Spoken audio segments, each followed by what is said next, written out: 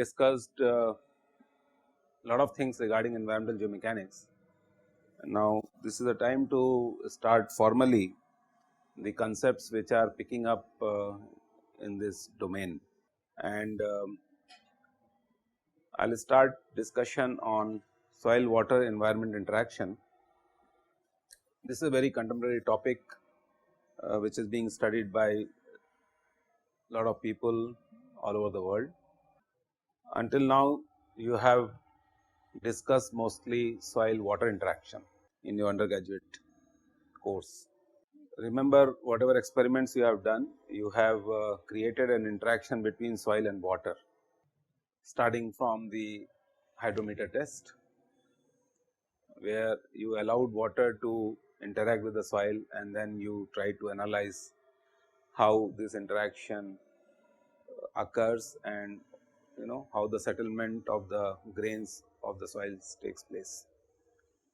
Beautiful example of soil water interaction is the Atterberg limits. When soil comes in contact with water, whether it loses its shear strength or not is a very interesting philosophy. Similarly, the plastic limit, shrinkage limit, indirectly these are the philosophies which deal with interaction of soils with water. And then we have hypothesized liquid limit, plastic limit, shrinkage limit and so on to characterize the soil in a better manner. Similarly, compaction characteristics, how soil and water, when they react with each other, interact with each other, and when external stresses, the impact loading comes on them, and what happens when the material gets compacted is another interesting example of how compaction characteristics can be utilized to define soil water interaction. So, if you look at the compaction curve, on the y axis we plot gamma dry, though we have added water, but mathematically we have filtered out the water to convert it into gamma d, and we plot gamma d with respect to moisture content. It is also a good example of how soil water interaction occurs. Consolidation is another interesting example, where soils are saturated and then you are interested in knowing how the pore pressure develops when the soil in the saturated state is externally loaded. And of course, the shear strength theory, which all of you are aware of. Dry soils will not have much shear strength. Of course, you can have shear strength provided they are OC materials, over consolidated materials. Now, what I am going to do is I am going to superimpose on soil water interaction the influence of environment, and you must have realized the way I have defined environment is, or the attributes of the environment are the nature mostly, solar cycle, humidity, temperature, pressure, different type of environmental conditions which can be replicated. So, now we want to study how soil water environment interaction occurs, and this is more comprehensive as compared to the soil water interaction which you have studied until now. So, with this in view, to deal with first of all the definition of soil water interaction, environment interaction, the natural environment, all of you are aware of this, how human activities have modified this to man-made environment. We will try to understand what are the components of these two. Then of course, what is the response of the soil to environment, different types of environments, elevated temperatures, high pressures, low temperatures, different types of chemicals coming in contact with the soil in a saturated, dry or a semi-saturated form and so on. Then of course, we will be talking about the basic concepts, analysis of geomechanics problems, how geomechanics, conventional geomechanics deals with the issues, what are the basic concepts, and after having done all these things, we will bulldoze the conventional geomechanics. So, we will find out what are the flaws in conventional classical geomechanics which have to be rectified if we want to study soil water environment interaction in a better manner. I hope by this time must have been clear to you that the conventional subject is not very complete. There are a lot of loopholes, and I have been specifying and trying to highlight this concept until now, so that you assimilate this thought. So, let us start with this. Now, this is a matrix which I would like to share with you, that what is the genesis of soil water environment interaction. So, on one hand we have natural environment, and on the second hand we have man made environment, and both of these are influencing the geo-microbiosphere. If you remember, some time back I had used this word geo-microbiosphere, which is the complete sphere, the sustenance occurs in this. Geo is something which comes out of the ground, microbiosphere is the one which constitutes most of the processes or most of the mechanisms or the soil mass itself. So, if you remember, the weathering process of the soils itself could be microbial, alright, and so this is the genesis of the material. Now, what we are trying to understand is that how natural environment and man made environment influence the geo-microbiosphere, and to quantify this concept, because until now I think we have spoken a lot, everything was abstract, we have not used any sort of a hypothesis or a theory. People have proposed the particle energy field theory, and the pronunciator of this theory was Professor H.Y. Fang, who has considered the geomaterial as a particle which is sitting in an energy field. All right. So, for a quick example, I am sure you must have realized how a charge sitting inside a parallel plate capacitor behaves. You must have done in your 10+2 physics. Or for that matter, even in X-ray cathode tube, the X-ray beams are traveling, and then you have electromagnetic force or electromagnetic field, and you have electric field and magnetic field. So, this is the electromagnetic field, and then you want to find out what is the path traversed by the electron. All right, these are beautiful examples. So, similarly, this concept we will now extend to the soils or the geomaterials. This could be rocks, this could be soils, this could be groundwater, and we want to see what is the influence of different types of energy fields, and energy fields are going to depict environment. All right. And the whole idea is that we would like to use this concept to solve the problems of the environmental geotechnical engineering or geo-environmental issues which are bothering the society. Now, if you want to deal with this theory, basically we have to understand the response of the geomaterials in two forms. One is the short term, or another one is the long term.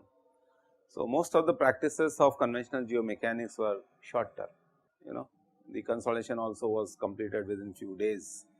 But suppose if I want to study in a prolonged manner what is happening after, let us say, 1 year of testing of the soil sample in a falling head permeameter, all right, and particularly when the permeant means the fluid which is passing through the soils is not pure water, it might be having contaminants. And if you remember, the attributes of the contaminants which we have defined are elevated temperature, very high concentration of chemicals, very high radioactivity, microbial activity, it could be charges also, electrical charges. So, all these things constitute to a contaminant. So, imagine a fluid which is having all these attributes is now passing through the porous media, and I want to understand the short term and long term behavior of the permeation. So, I am sure now with this concept and whatever background I have given to you, you can realize this is going to be a very intricate subject to study. So, the challenge is how to model the behavior in the short term and long term by using the particle energy field theory to get the solutions to the problems which we are talking about. Now, it so happens that when you are dealing with this particle energy field theory, you will realize that the background from different subjects is required. You must have got a feel of this, the way I have been discussing. It is a multidisciplinary subject, alright, it is not confined to a particular stream as such. So, to my knowledge, when you deal with particle energy field theory, the knowledge of bacteriology, we were talking about how bacteria migrates from one place to another place in the porous media. And just now I gave you an idea that the fluid which is passing through the porous media in a falling head testing device might be containing pathogens, might be containing bacteria, might be containing microbes, whatever. So, I want to see how the concentration of the microbes is changing in the porous system with respect to time and with respect to the distance, all right.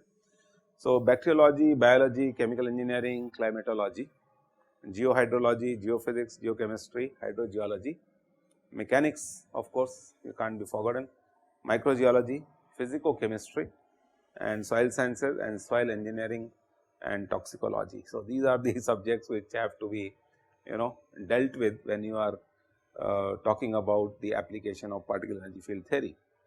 So, this is what explains or with this what I am trying to do is I am just trying to set the tone for the discussion on soil water environment interaction. If you try to understand what is meant by the natural environment, I think we can define it easily. Whatever nature had given us, a beautiful stream of water, if you go about 10, 20, 40 kilometers away from Bombay city, you will find very serene environment, particularly when it rains, it looks so beautiful. And so, this type of serenity is getting lost, all right, because of the whatever genesis we have talked about of the environmental geomechanics.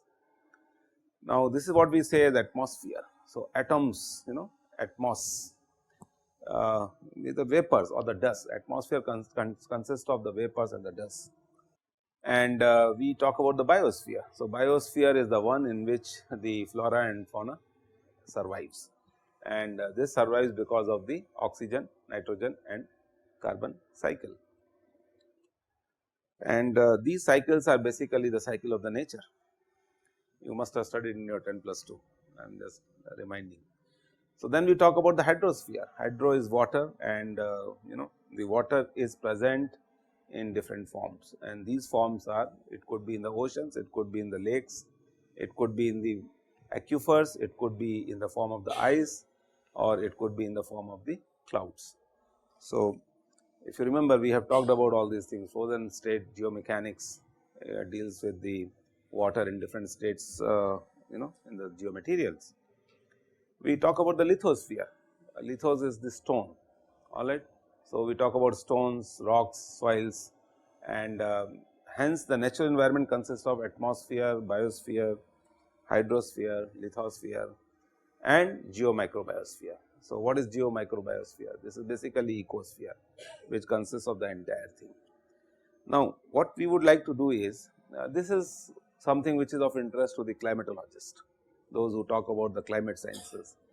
Now, we are more interested in starting from this as a benchmark, what has happened because of industrialization, because of overpopulation, because of land scarcity, because of the resource scarcity and so on. We would like to understand first what are the natural components, what are the components of the natural environment, and then we will try to see how these natural components have got shifted or changed because of the present day civilization. So, geomicrobiosphere or the ecosphere talks about the trees, vegetation, roots, bacterial activities in the soils and water and overall response. So, some time back I was citing here that the contemporary geomechanics deals with soil, root zone, microbes, environment interaction.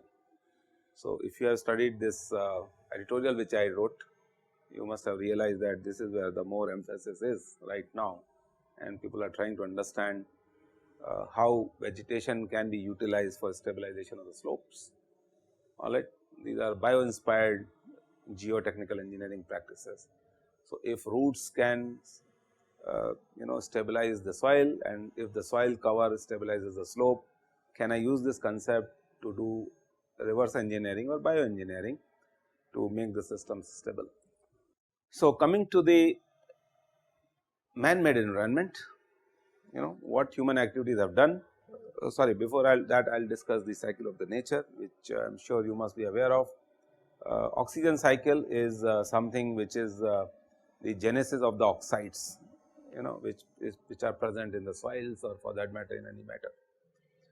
So, most of the time as a geotechnologist, we are interested in oxides of silica and alumina and iron and magnesium and sodium and potassium and so on.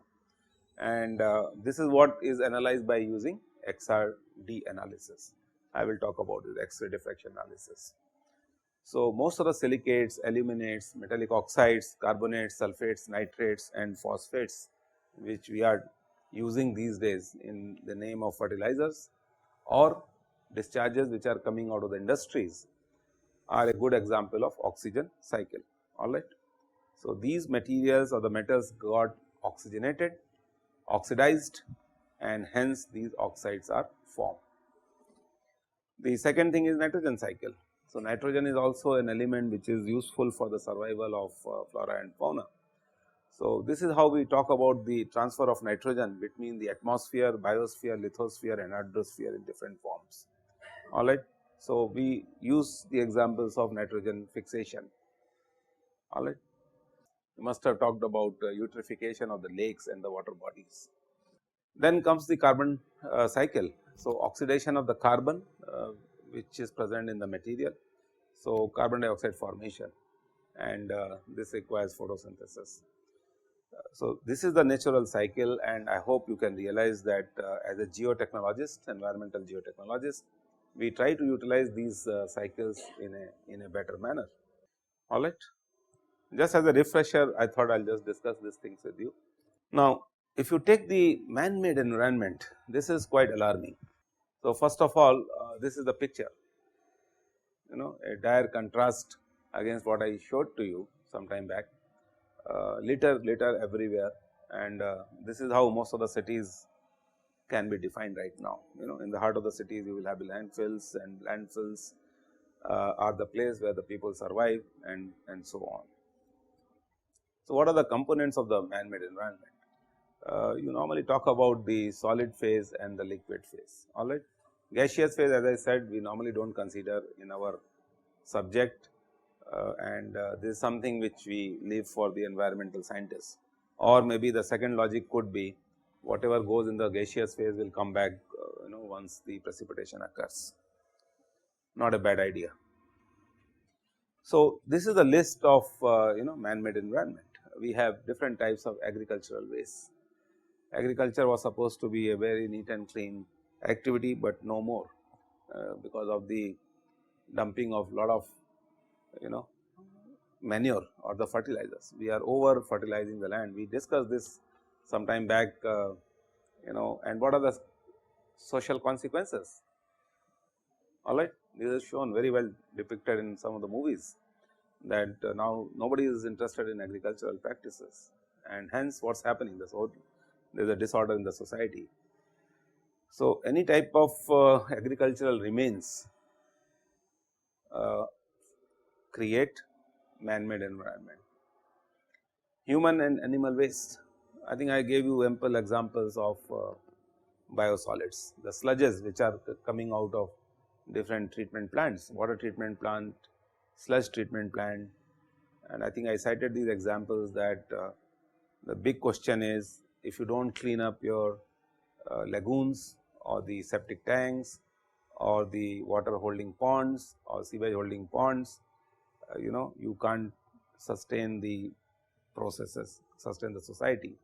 So, sewage has to be treated, water has to be treated, and these are the places where the sediments which get deposited in the lagoons or in the ponds are having pathogenic activity, microbial activity, bacterial activity, alright. So, the question is, if I have to clean up these lagoons or the ponds, how and where I should dispose the sediments. So, this becomes a man-made system. I think I cited one example, and one of my PhD scholars also worked on this topic, Dr. Sushmita Sharma. She is presently a faculty member at NIT Meghalaya. So, we coined this term as SEGS, socio-economically generated sediments. All right, there was something interesting which flashed our in our mind. That let us talk about SEGS, SEGS, that is socio-economically generated sediments. So, every country, because of its social economical condition, produces the sediments, clear. And now the big question is where to dispose them. Similarly, another example would be biosolids. So, biosolids, see again the question is they are pathogenic in nature. So, another issue is the biosolids, where you are going to dispose them, how you are going to handle. So, I think I asked you to search on the Google also what is being done with the biosolids, particularly in countries like Australia and India.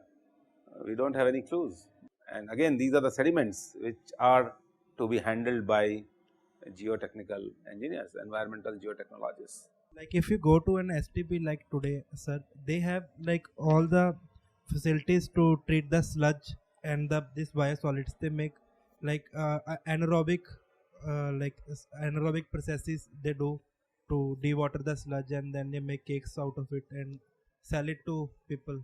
That I have read. Everything is confined to the books. The fact is this, and the treatment also, aerobic anaerobic treatment also requires time. Do you think that in our society we have so much time to wait for anything to happen? Imagine the tons and the millions of tons of the discharge which is being done every hour.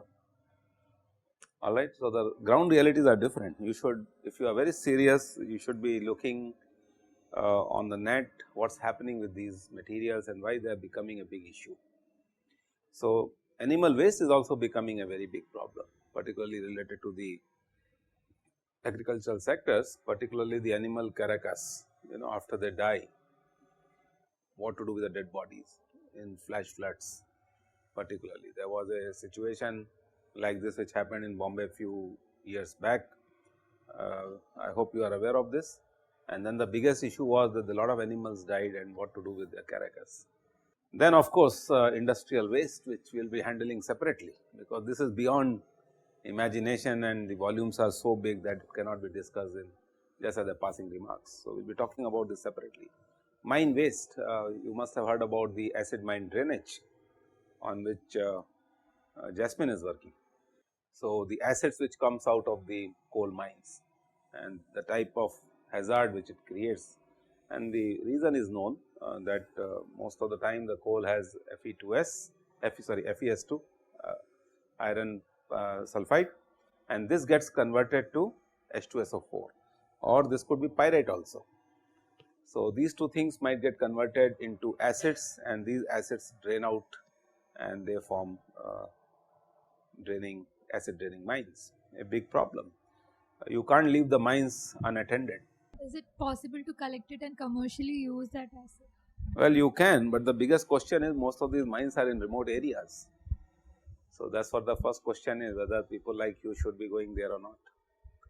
Where the most of the mining is being done in Kokrajhar district of Assam. So, the volumes of the acids which are getting discharged, how would you pack them, and concentration is a big question, and then purity. Then the question is, somebody has to run an industry to maybe create concentrated acids and then use them, but again the purity is going to be a big question. Alright, your idea is good. So, maybe you can think of some startup and you try to convert acid mine drains into acids which can be of some commercial application. What we are trying to do is, we are trying to marry the acids which come out of the mines, and we want to neutralize some industrial waste by using this concept. So, this is possible. So, that is the whole concept on which Ganaraj is working and Jasmine is working. Then comes the nuclear waste of different types. I think we have discussed a lot about this, and I will not touch upon this now much more, because except for citing some examples what has been done by us in the past, and to show how guidelines can be developed by scientists to safeguard the geo environment against radionuclides impregnation. And of course, the construction effects, blasting. when you do, a lot of destruction occurs, tremors, micro tremors get produced, you do dewatering for different projects, and the construction and demolition debris are a very big issue. What to do with this? City like Bombay, how many multi-story buildings we will be having, and what is the life of the concrete in city like Bombay, because of heavy chloride impregnation. So, this is the corrosivity of the concrete which I am referring to, and every 15th year the building requires refurbishing.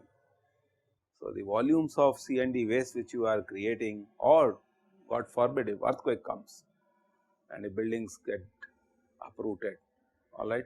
So, how would you handle the C&D waste is a very big question. Now, these are the issues which people never thought about earlier, but now I am sure that society is forcing her to think like this.